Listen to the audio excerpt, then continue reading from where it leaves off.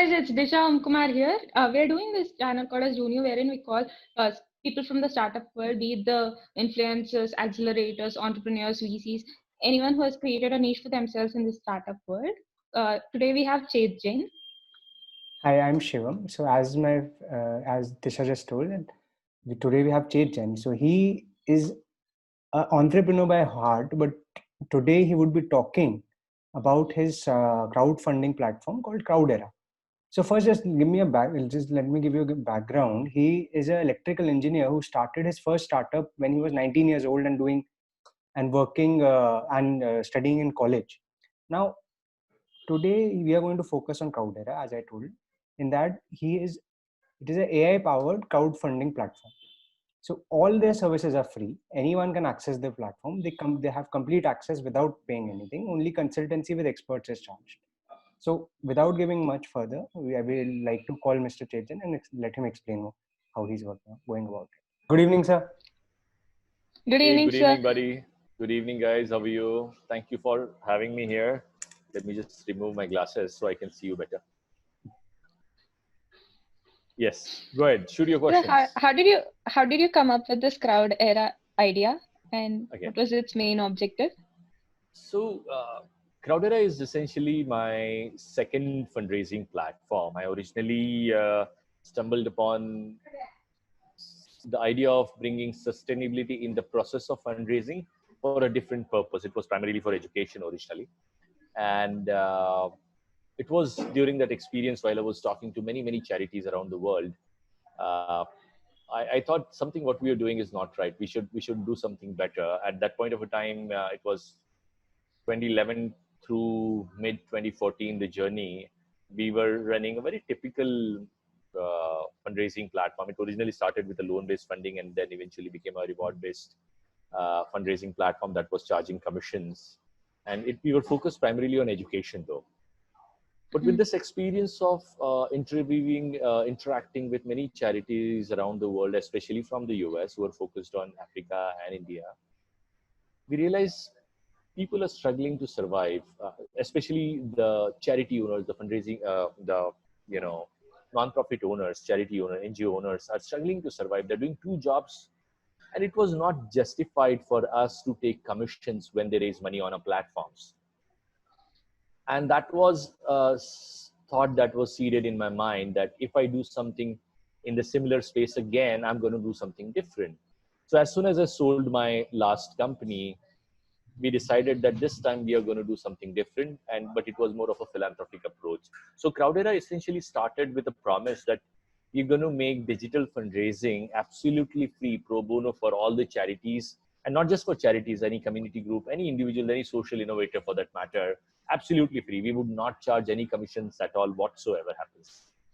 And that's how Crowdera originally was conceived to be world's first truly free fundraising platform. When I say truly free, because we do not charge commissions, that is obvious, but we also do not ask for tips from donors of the charities who are raising money on a platform, which is an backdoor way of taking money from unethical approach is what I feel like, what a lot of others do. So yeah, that's how Crowdera originally started. What it is today is a little different, but what we started still remains. Does it answer your question?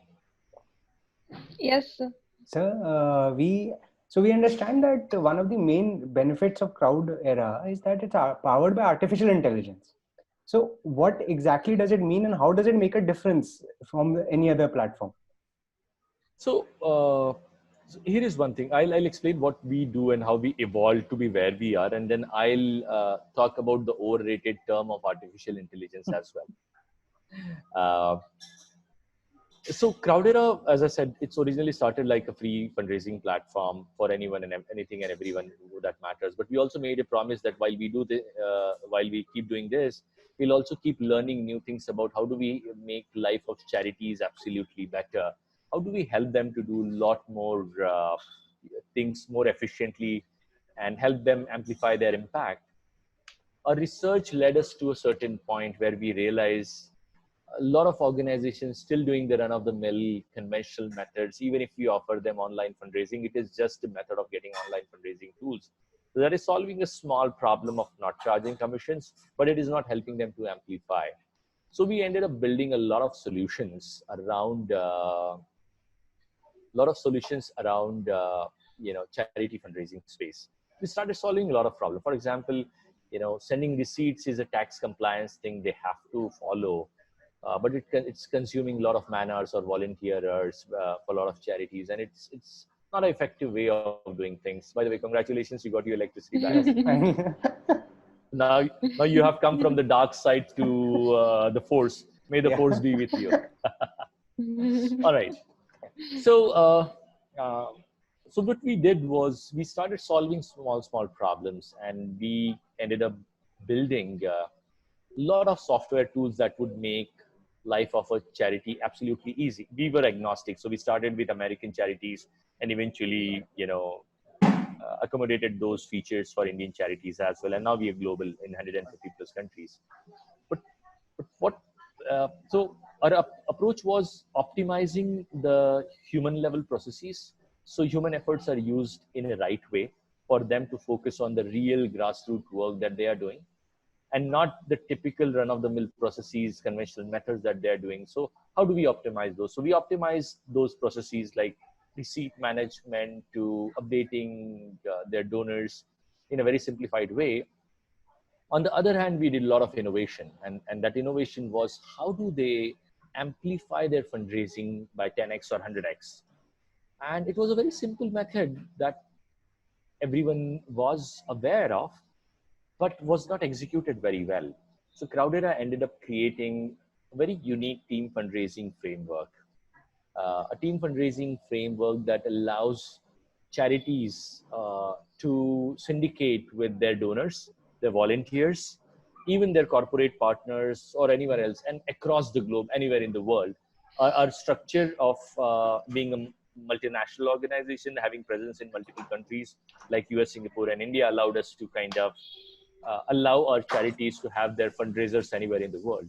So we created a team fundraising framework that allows a charity to essentially have a team fundraiser, anybody from their team, from Germany to London to New York to Indonesia to Australia, some place in Australia or Singapore or anywhere in India, without practically doing any efforts. So this effortless way of creating team fundraisers became a very effective, and people started loving that kind of a thing. And that's where we were like, change your approach from donor outreach to fundraiser outreach. And whatever you're doing originally to do your fundraising, whatever efforts you're putting in, just take that intel and share that intel with all your team fundraisers. So now you have multiplied your point of data, your donor collection, your fund collection, and suddenly it amplifies your fundraising goal, collective fundraising goal. Again, if you think about the 80-20 principle, you will still have your 80% of success rate from the 20% of your efforts, essentially. Similar thing happens when you have teams.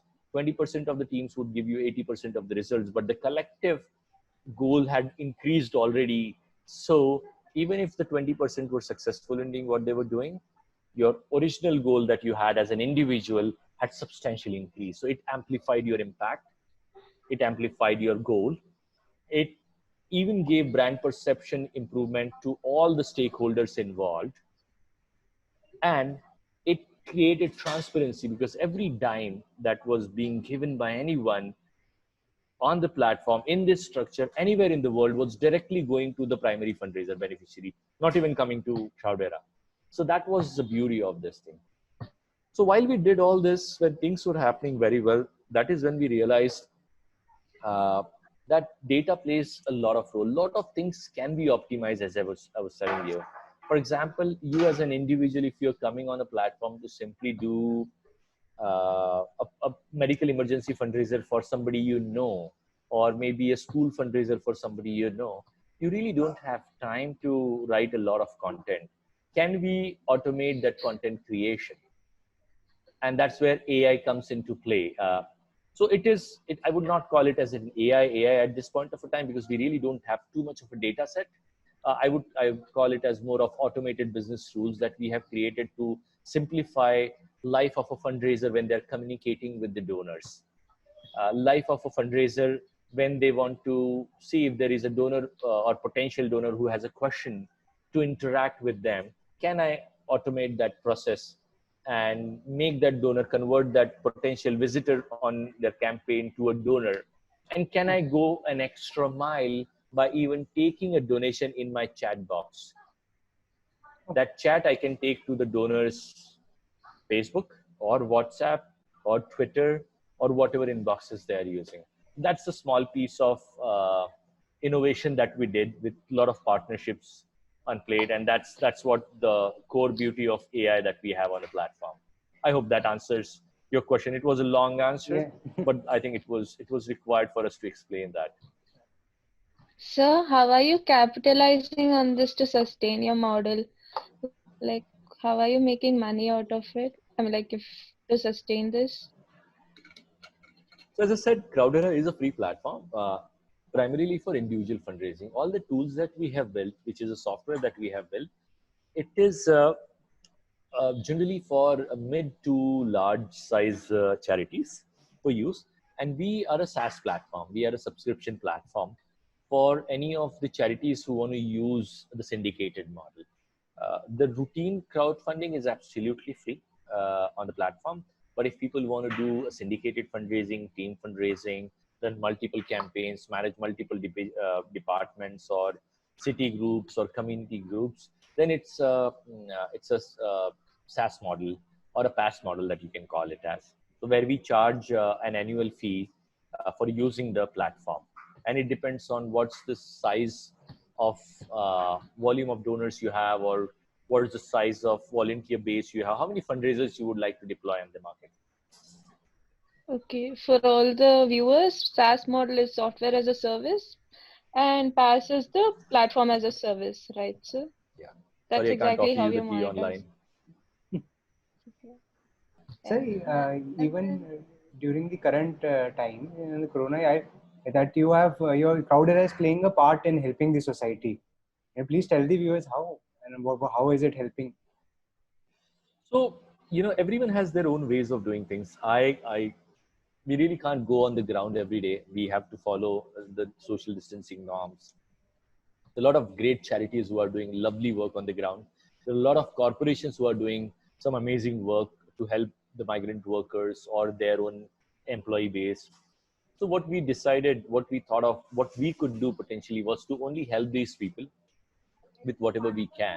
So we waived off all the fees of the syndicated fundraising models or the premium solutions and tools that we had on a platform. And we made it absolutely pro bono, absolutely free for charities as well as corporations. So I don't know, are you guys based in Bangalore? Yes, sir. I'm from Bangalore. He's from Delhi. You're from Shivam? I'm from Delhi. Are you from Shivam? Yeah.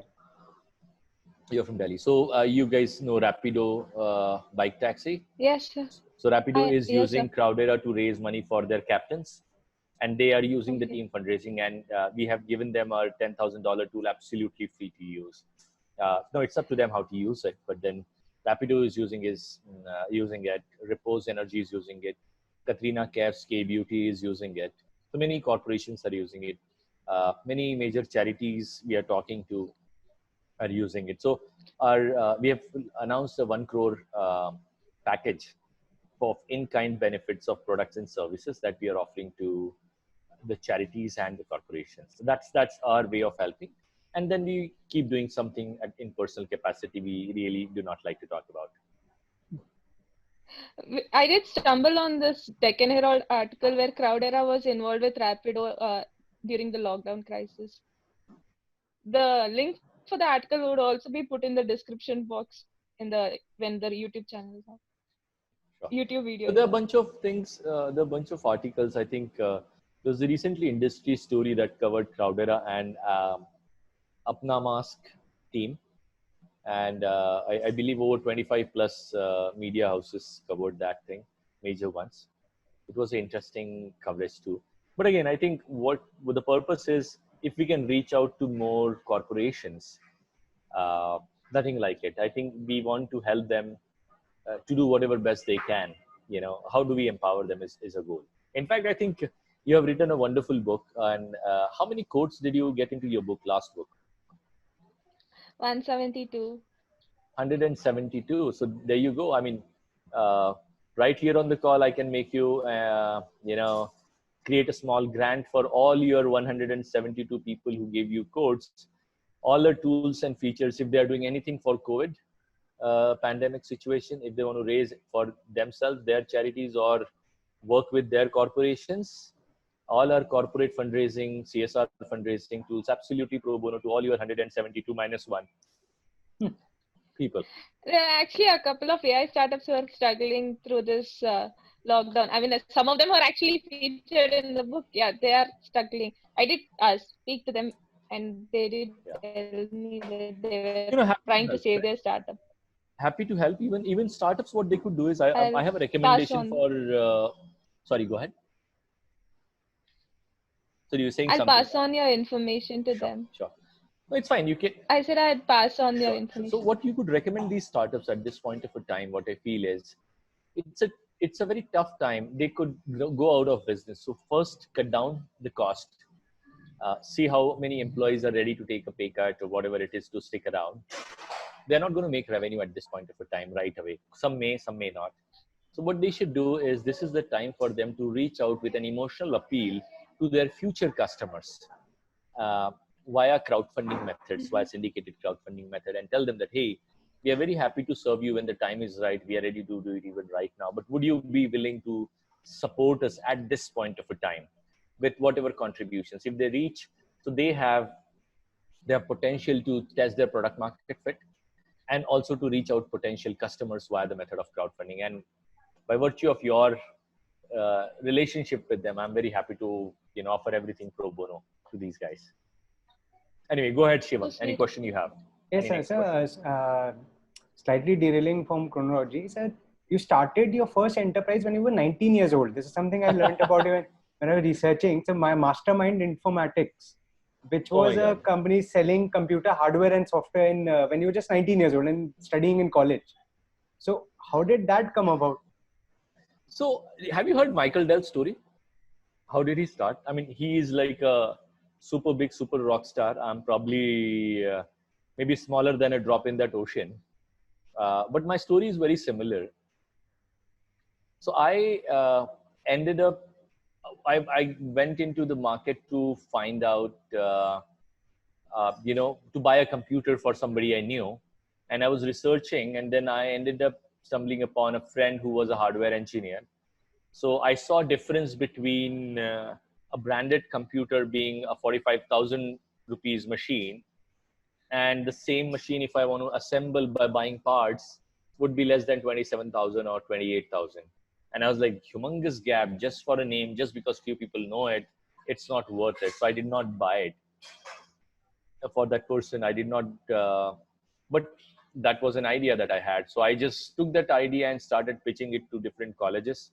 And I found a guy in a college 45 kilometers away from my place. So I went all the way to his college and pitched him an idea that, hey, you give me cash advance because I don't have money to buy spares to assemble it for you, but I'll build it 10,000 rupees cheaper than what the market is. So I sold a computer for a 35,000 rupees, which he gave me in cash in advance, against which I went in the market and bought spares for 27,000 rupees. Gave 1,000 rupees to a friend of mine who was a hardware engineer to assemble, put some software and something like that. I got into a bus because computer was heavy. I could not use my scooter to go. So I went to his village. He was a village guy Okay. on the border of Andhra. And I delivered a computer at his place, like a great service that I'm delivering from Nagpur to Pandarkauda, what was the place. And that's how my journey started. I made 6,000-7,000 rupees in the first deal without investing a dime, only time and pitching. So, and I was hungry, so I started selling to government. Then I started thinking of selling software, someone else's software. Then I started thinking of building it. So hiring an engineer, again going to people who wanted software and asking them in advance to pay for the engineer and build the software and start selling it. So I ended up doing a lot of stuff. I sold hardware, I sold software, I tried to do some advertising. I was one of the early DSAs of the CDMA phones that Reliance Infocom started selling. I had sold thousands of them without even seeing how it looks. Yeah, so I was always the sales guy. And my businesses started funding my education. So, That's did a you long pitch story. to the government? Sorry? You said you started pitching to the government as well. What did you pitch No, to the government? no, I mean, when I started selling, the first thing I did was incorporate a company, a small company, and get all the legalities because I was like, if you want to grow, always go by the law. Don't do it like an individual mom and pop shop. So I incorporated, went to the top CA, spent all the money on the compliances to get registered and get all the registration numbers, sales tax registration numbers. And then I was eligible to bid for tenders in the government. So I started doing that. I had my own methods, but I would not like to talk about it. But it worked at that point of time. All So, the Indian ways, beautiful ah, Indian ways. they still work till now. Yeah. So, Yes, Disha, Yeah, sorry. go ahead. uh, for if in case there's a startup who's practicing to pitch, what are your tips for startups or and entrepreneurs to practice their pitch before investors and VCs? Yeah, I think all the entrepreneurs first should stop thinking about going to a VC or an investor or an angel, even to their father or mother or anyone or uncle or aunt. I mean, I'm a strong proponent of customer funded business. I'm a strong proponent. Think about it. Go back when this VCs or angels, we did not know about it. How would you start a business? You have an idea, you try to do something, and the first thing you think, how would I make money? You do not think that, oh my God, I got an idea and I'll ask money from people to do something which probably will make money. So think, can you make money? If you do not have money, and if you are yourself or a bunch of people or friends or team members, you come together and see if there is something feasible in the thought that you have, in the idea that you have. Can you go and talk to people and see if they are willing to pay if there is something like this exist? If they are willing to pay, then see if they are ready to pay to you before even you make something like that, right? So there are many ways of doing things. There are many models of doing business. My first recommendation to the new age entrepreneur, especially the kids, is stop running after investors. You will be wasting your time. There might be some fools who would invest in ideas. To be honest, sorry, I'm using, I mean, a lot of Indian angels and VCs realized that 2015, 2016 was disaster. What America went through in 2012 in the subscription model boom, in the dot-com era, India happened when India was following the copycat model of, copying the ideas from the US and Europe market and executing it here. Some became successful, very successful though, but not everyone can do that. So my recommendation is very simple. Whatever you are thinking, unless you are a researcher and you have like great, research that can change the face of the world, and that research requires, 100 researchers, 10 researchers, 5 researchers to sit and do something, you're funding that 5 years of research, that's a different story. But if you are a product company or a services company or a services to product company, uh, my recommendation is get that idea out to your potential customers. Stop talking to your friends and families and anyone. Straight go out to people who have problem, whose problem you're solving. If there is no problem, you don't have a business.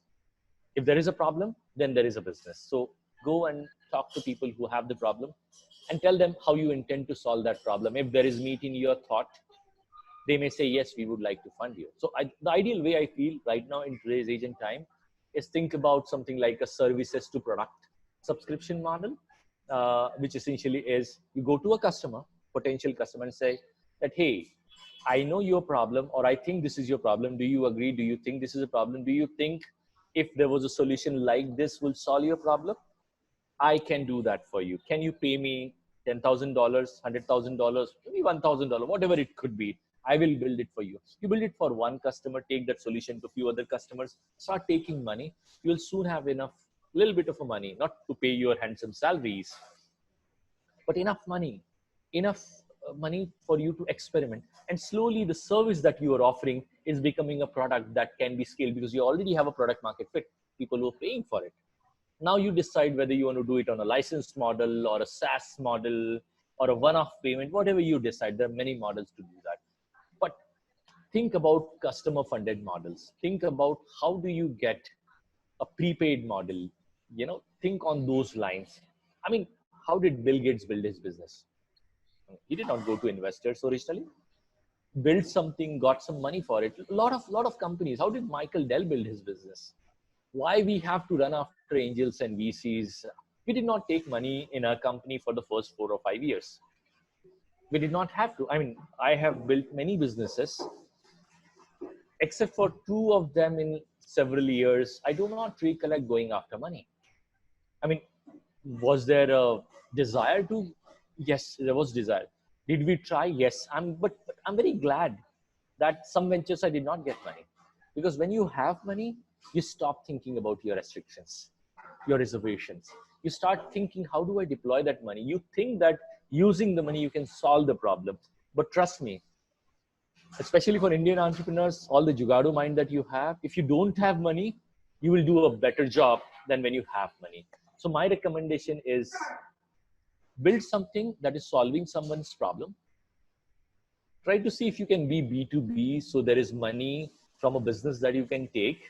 B2C is also nice, but it might take a lot of money to scale. But think of B2B model if you're starting new, and then see if you can get your customers to fund a little bit of it. Get a validation before you go after. And once you are in that shape where you see there is a business out of it, then trust me, you don't have to go after investors. Investors will come after you, and your pitch will be very simple. Guys, this is the problem that we are solving. These are the people who we have solved it for. And this is the sample size of data. These many people probably need a solution. We are looking for money to enhance the product, and we are looking for the money to reach this wider audience, because with 2-3 people, we are not able to do that. We will need infusion of capital to grow and scale. Longer answer again, but I hope that kind of gives a perspective. Yes, sir. It was actually great having you on call. Thank you, sir. So, alrighty, ladies and gentlemen, or maybe lady and gentlemen, is there any other question you guys have? Because I have a call in another 2-3 minutes. No, or rather, it's already started. Thank you, sir, for giving us your time and extensively answering all our questions. Fantastic. Shivam and Disha, you guys have wonderful evening, and hopefully your webinar series becomes very successful and you get a lot of audience. Good luck. Thank you. Thank you, sir. And for all the entrepreneurs and startups who are starting off on their own, there's this book called as Ease of Doing Business, which is a compilation of corporate compliance and exemptions for startups. Sir is Sorry, I lost you. I'm not able to hear you, Disha. So I think we lost Disha, so I'll just complete her. So it's all corporate compliances and everything which a startup would require. So sir is also featured in the book and mentioned the book during it. So I would like to shout out for Disha's book. Apparently she has put together a wonderful thing for all the young entrepreneurs to read through all the compliances. Once you have figured out what you want to do, then I think you guys should definitely read the book. Thank you, sir. All right, guys. Bye-bye.